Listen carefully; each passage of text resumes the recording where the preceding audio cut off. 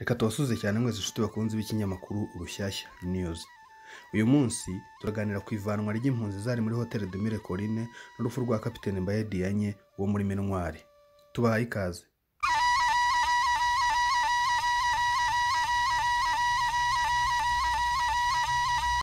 Kuva mu kwezi kwa Mata mu mwaka w'1994 muri Hotel de Mille Collines i Kigali hari harahungiye abantu b'ingeri zose biganjemo abatutsi n'abahutu batavugaga rumwe na leta y'abicanyi. Hashingiwe ku byagezweho n'imishyikirano yakomeje kuba hagati ya guverinoma yitaga y'abatabazi n'ingabo za FPR Inkotanyi hagamije kwimura abantu bari bahungiye kuri Hotel de Mille Collines bakajyanwa mu bice bifuza. Icyo gikorwa cyarakozwe guhera tariki ya 27 Gicurasi kugeza tariki ya 31 Gicurasi 1994. Ingabo za guverinoma y'abajenosideri ntizubahirije ayo masezerano kuko interahamwe n'impuzamugambi zakomeje gushyira bariyeri ahantu hatandukanye mu mujyi wa Kigali zikavana abatutsi mu modoka za Minwari bakabica. Kapiteni Mbaye Dianye yitambitse imbere y'interahamwe yanga ko zivana abatutsi mu modoka za Minwari ngo zibice, ahitanwa n'amasasu kuri bariyeri yanga ko interahamwe zijyana abantu kubica. Kapiteni Mbaye Dianye yapfuye afite imyaka 36 ku wa 4 Nyakanga mu mwaka wa 2010. Nyakubahwa Perezida wa Repubulika y'u Rwanda Paul Kagame yageneye Kapiteni Mbaye Dianye umudari w'umurinzi kubera ubutwari bwe budasanzwe yagaragaje akiza abantu muri jenoside yakorewe abatutsi. Iyo abasirikare bose ba Minwari bakora nka Kapiteni Mbaye baba barahagaritse jenoside hakarokoka benshi. Paul Rusesabagina uyitirira kurokora abatutsi n'abahutu bari muri Hotel de Mille Collines arabeshya. Nyuma ya jenoside yakorewe abatutsi, Paul Rusesabagina yatangije gahunda y'ubusambo abeshya amahanga ko ari warokoye impunzi ziganjemo abatutsi bari bahungiye muri Hotel de Mille Collines. Paul Rusesabagina yakoresheje iyo turufu abeshya abazungu bamufasha gukora filime yamenyekanye cyane ku izina rya Hotel Rwanda. Nyamara nta ruhare na ruto Paul Rusesabagina yagize mu gukiza abo bantu, ahubwo yarabasahuye, bamwe akabagambanira kandi agakorana bya hafi n'inzego z'iperereza za guverinoma y'abicanyi. Paul Rusesabagina yari maneko wa leta Habyarimana. Rusesabagina yakoreye leta yateguye jenoside nka maneko mu guhiga no gutoteza abatutsi guhera mu kwezi kwakira 1990 ubwo FPR Inkotanyi yatangizaga urugamba rw'intambara yo kubohoza igihugu. Kimwe mu bimenyetso bibigaragaza n'inyandiko yo kuba 29 z'ukwezi kwa 11 mu mwaka w'1990 yakozwe n'umukozi ushinzwe iperereza mu mujyi wa Kigali yandikiye umuyobozi mukuru w'urwego rw'igihugu rw'iperereza amugezaho raporo yahawe na Rusesabagina. Uwo mukozi yabwiye umuyobozi we ko Paul Rusesabagina wari diregiteri wungirije muri Hotel de Mille Collines yatanze amakuru ko umudipolomate w'umurundi w'umututsi witwaga Habonimana Leonidas yabwiye umukozi w'umututsikazi ukora kuri reception ya Hotel de Mille Collines ko iryo joro abantu bazica abatutsi. Yakomeje avuga ko uwo mudipolomate yagiye no kubibwira abandi batutsikazi b'abacuruzi bitwaga Jeannette na Helena abasaba ko bahungira muri ambasade y'u Burundi mu Rwanda.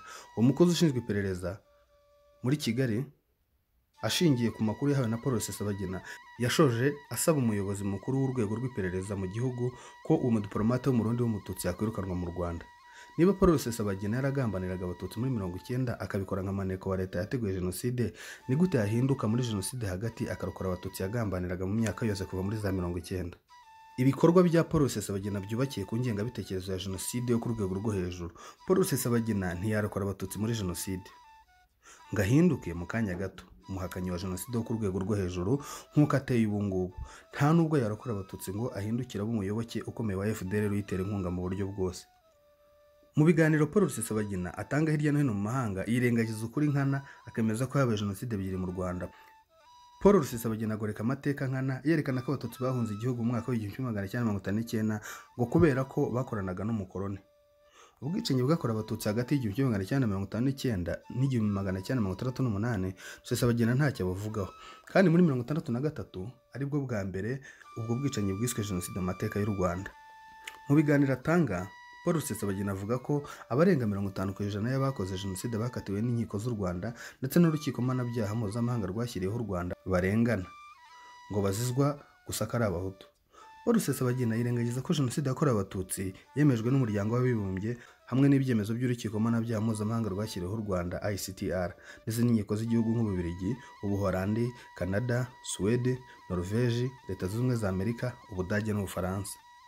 Hari abakoze jenoside bemeye icyaha nka Jacques Kambanda wari minisitiri w'intebe, The Guilt of Prayer of Jacques Kambanda, The Prosecutor vs Jean Kambanda, Case number ICTR 9723 S Appeal Chamber Case Number ICTR 9723A October 2000 n'abandi benshi bahamwa n'icyaha cya jenoside muri ICTR mu rukiko mpanabyaha rwashyiriweho u Rwanda Arusha.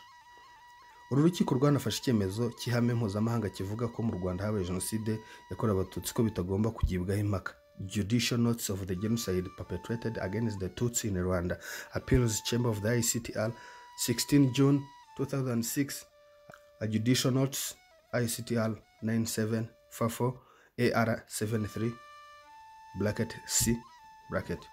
Hari kandi icyemezo cy'umuryango w'abibumbye 58/234 gishyiraho umunsi wo kwibuka jenoside yakorewe abatutsi. Resolution adopted by the General Assembly 58/234 International Day of Reflection on the 1994 Genocide in Rwanda. UN Security Council. Paul Rusesabagina ni umuyoboke n'umuterankunga wa FDLR. Ubuhamya bw'abantu bitandukanyije na FDLR barimo bari mu nzego nkuru z'ubuyobozi bwayo bwa gisirikare nka Major Vital Uwumuremyi, Lieutenant Colonel Tarsisi Nditurende n'abandi bwemeza ko Paul Rusesabagina akusanya amafaranga hirya no hino mu mahanga ayohereza muri FDLR mu mashyamba ya Repubulika Iharanira Demokarasi ya Kongo agamije guhungabanya umutekano w'u Rwanda. Imiryango mpuzamahanga itandukanye nk'umuryango w'abibumbye, umuryango w'ubumwe bwa Afurika, umuryango w'ibihugu by'Uburayi, inama mpuzamahanga y'akarere k'ibiyaga bigari yose yemeje ko FDLR ifatwa nk'umutwe w'iterabwoba kuva ku itariki ya mbere Ugushyingo mu mwaka wa 2005.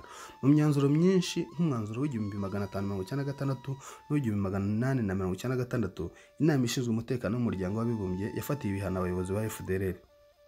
Mu mwanzuro 2150 wo muri 2014 washyizweho umukono ku itariki ya 16 z'ukwa kane mu mwaka wa 2014, inama ishinzwe amahoro ku isi y'umuryango w'abibumbye yibukije ko abayobozi n'abandi bagize FDLR bari mu bakoze jenoside yakorewe abatutsi muri 1994 mu Rwanda. Iranibutsa ko abagize FDLR bari mu gatsiko kafatiwe ibihano n'umuryango w'abibumbye bakomeje gukora ubwicanyi bushingiye ku moko ndetse n'ubundi bwicanyi mu Rwanda no muri Repubulika Iharanira Demokarasi ya Kongo. Ikanibutsa ko ari ngombwa kubuza ako gatsiko gukomeza ibyo bikorwa nk'uko biteganywa n'umwanzuro 2098 wo mu mwaka wa 2013. Mu guhana bariya abayobozi babiri ba FDLR, Ubudage bwashyize mu bikorwa umwanzuro 2150 wo muri 2014 usaba ibihugu byose bigize umuryango w'abibumbye gukora iperereza no gukurikirana abantu bose baregwa jenoside yakorewe abatutsi bari ku butaka bwabyo, batibagiwe n'abayobozi ba FDLR. Tariki ya 28 z'ukwezi kwa 9 umwaka wa 2015 Ubudage bwaciriwe urubanza abayobozi bakuru babiri mu rwego rwa politiki, Inyansi Murwanashyaka na Straton Musoni bakatirwa igifungo cy'imyaka 13 kuri Murwanashyaka, naho Musoni rumuhanisha igifungo cy'imyaka 8. Reka turebere hamwe umwanzuro.